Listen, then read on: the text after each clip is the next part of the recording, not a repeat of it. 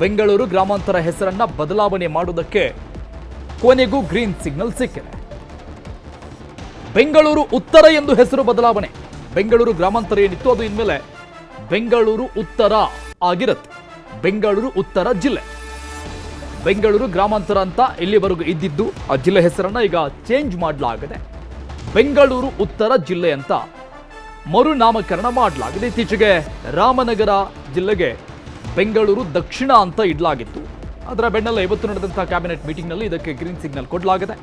ಬೆಂಗಳೂರು ಗ್ರಾಮಾಂತರ ಇದ್ದಿದ್ದನ್ನ ಬೆಂಗಳೂರು ಉತ್ತರ ಜಿಲ್ಲೆ, ಇನ್ನು ಬಾಗೇಪಲ್ಲಿ ಹೆಸರನ್ನ ಭಾಗ್ಯನಗರ ಅಂತ ಬದಲಾವಣೆ ಮಾಡಲಾಗಿದೆ.